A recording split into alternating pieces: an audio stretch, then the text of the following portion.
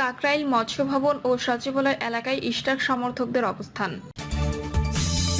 আবার শুরু হয়েছে বিভাজনের রাজনীতি, বললেন মির্জা ফখরুল। জানাবো সরকারকে চাপে রাখবে বিএনপি।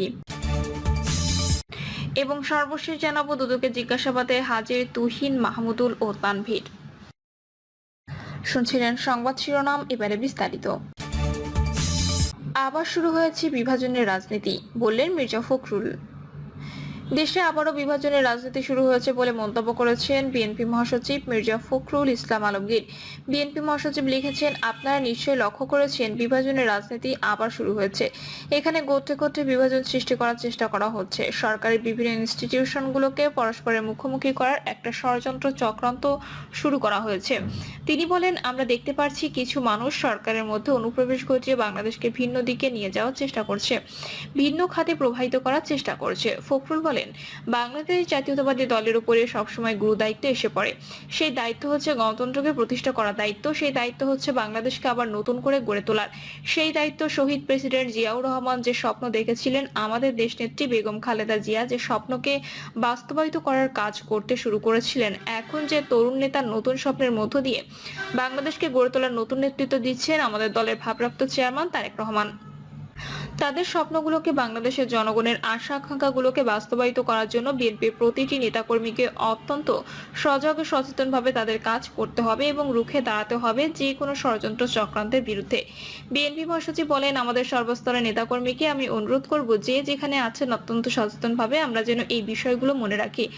একই সঙ্গে বাংলাদেশের স্বাধীনতা যেন কেউ কখনো কেড়ে নিতে না পারে, বাংলাদেশের সার্বভৌমত্ব যেন কেউ কখনো বিনষ্ট করতে না পারে, বাংলাদেশের গণতন্ত্রকে আর কেউ যেন কখনো ফ্যাসিবাদ স্বৈরাচার দিয়ে দাবিয়ে রাখতে না পারে, সেজন্য বিএনপির প্রতিটি কর্মীকে সেই অতন্ত্র ভূমিকা পালন করতে হবে। তিনি আরো লিখেছেন, বাংলাদেশকে সমৃদ্ধ ও আধুনিক করার যে কর্মযজ্ঞ শুরু হয়েছিল, সেই কর্মযজ্ঞের সূচনা করেছিলেন শহীদ প্রেসিডেন্ট জিয়াউর রহমান। দুর্ভাগ্য আমাদের এই জাতির, আমরা এই ক্ষণজন্মা মহাপুরুষকে বেশি দিন ধরে রাখতে পারিনি।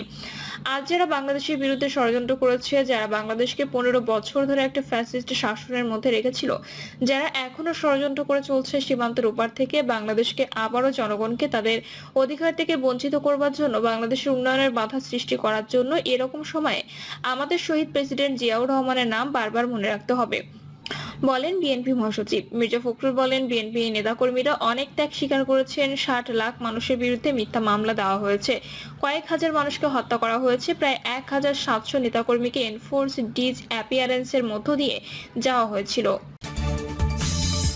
কাকরাইল মৎস্য ভবন ও সচিবালয় এলাকায় ইশরাক সমর্থকদের অবস্থান। বিএনপি নেতা ইঞ্জিনিয়ার ইশরাক হোসেনকে ঢাকা দক্ষিণ সিটি কর্পোরেশনের মেয়র হিসেবে শপথ গ্রহণের জন্য সকাল 10টা পর্যন্ত দেওয়া আলটিমেটামে সাড়া মেলেনি। ফলে সকাল থেকেই রাজধানীর বিভিন্ন স্থানে অবস্থান কর্মসূচি পালন করছেন হাজারো ইশরাক সমর্থক ও দক্ষিণ সিটির সাধারণ মানুষ। ঢাকা অচলের হুমকির পর বুধবার সকাল 10টা থেকে মৎস্য ভবন, কাকরাইল ও সচিবালয়ের আশপাশের এলাকায় ইশরাক সমর্থকদের অবস্থান নিতে দেখা যায়। এছাড়া টানা 7ম দিনের মতো ইশরাককে ডিএসসিসির মেয়র পদে শপথ গ্রহণের দাবিতে আজও সকাল থেকে নগর ভবনের ভেতরেও ও বাইরে বিক্ষোভ মিছিল করছেন তার সমর্থকরা। সরকারকে চাপে রাখবে বিএনপি। ইশরাক ও সাম্য, এই দুই ইস্যুতে আজ থেকে নতুন কর্মসূচি। 9 মাসও নির্বাচনের সুনির্দিষ্ট ইশরাক ও সাম্য, এই দুই ইস্যুতে আজ থেকে নতুন কর্মসূচি। 9 মাসেও নির্বাচনের সুনির্দিষ্ট রোডম্যাপ ঘোষিত না হওয়ায় অসন্তোষ। কোনো সংঘাতপূর্ণ পরিস্থিতি তৈরি হোক তা চায় না বিএনপি। ইশরাক হোসেনকে মেয়র হিসেবে শপথ পড়ানো এবং ছাত্রদল নেতা শাহরিয়ার আলম সাম্য হত্যার বিচার দাবি, এই দুই ইস্যুতে সরকারকে চেপে ধরার কৌশল নিয়েছে বিএনপি। এর মাধ্যমে দলটি তাদের রাজনৈতিক শক্তি দেখানোর পাশাপাশি সংসদ নির্বাচনের দাবি আদায়ের আন্দোলনও জোরদার করতে চায়। তবে এখনই কোনো সংঘাতপূর্ণ পরিস্থিতি তৈরি হোক সেটাও চায় না দলের উচ্চ মহল।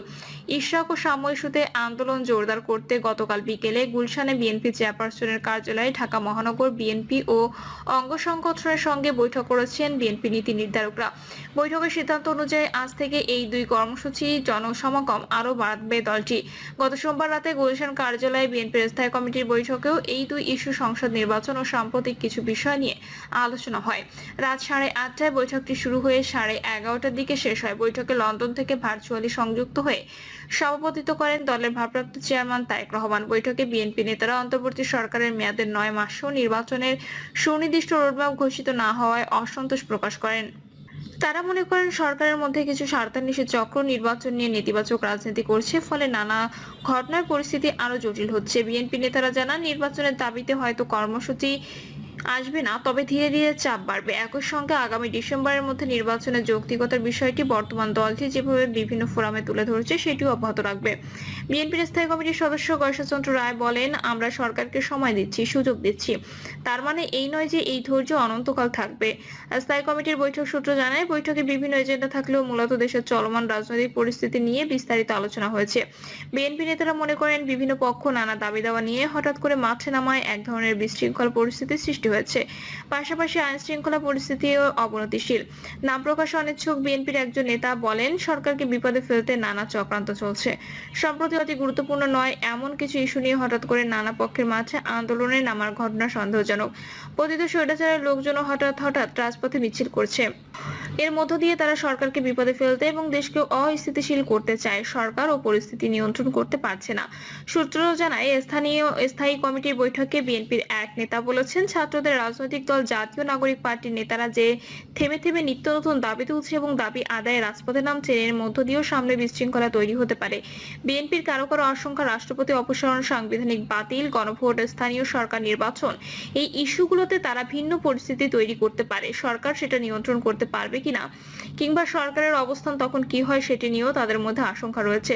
গতকাল থাইল্যান্ডের ব্যাংকক রুটুনিন আই হসপিটালের কেবিন থেকে ভার্চুয়ালি যুক্ত হয়ে দলের এক যৌথ সভায় নেতাদের উদ্দেশ্যে বিএনপি মহাসচিব মির্জা ফখরুল ইসলাম আলমগীর বলেছেন, গণতন্ত্র প্রতিষ্ঠার পথে কালো ছায়া দেখা যাচ্ছে। একই সঙ্গে নেতাকর্মীদের যে কোনো ষড়যন্ত্র রুখে দিতে প্রস্তুত থাকার কথাও বলেন তিনি। বিএনপি মহাসচিব বলেন, অত্যন্ত সুপরিকল্পিতভাবে জাতীয় নির্বাচন পিছিয়ে দেওয়ার পায়তারা চলছে। তিনি বলেন, গোত্রে গোত্রে বিভাজন সৃষ্টির চেষ্টা করা হচ্ছে। সরকারের বিভিন্ন প্রতিষ্ঠানকে পরস্পরের মুখোমুখি করার ষড়যন্ত্র শুরু হয়েছে। সরকার সংস্কার ও নির্বাচনকে মুখোমুখি দাঁড় করাচ্ছে বলে আলোচনা তুলে কোনো নেতা বৈঠকে বলেন, এতে সরকারের ভেতর বাইরে একটি চক্রের ইস্কন আছে। বিএনপি নেতারা মনে করেন, সরকারের একটি প্রভাবশালী অংশ বিরাজনৈতিকরণ বা তাদের মদতপুষ্ট একটি দলকে প্রতিষ্ঠিত করতে নির্বাচন পিছিয়ে দিতে চাইছে।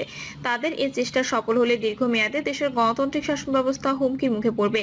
পাশাপাশি পতিত আওয়ামী লীগকে পুনর্বাসনের সুযোগ করে দেবে, যা দেশকে গণতন্ত্র উত্তরণের পথে বড় বাধা হয়ে দাঁড়াবে। আওয়ামী লীগের নেতাকর্মীদের মধ্যে যারা নির্যাতনে সম্পৃক্ত ছিলেন না, তাদের বিএনপিতে যোগদানের বিষয়টি বৈঠক শুরু হওয়ার আগে আলোচনা হয়।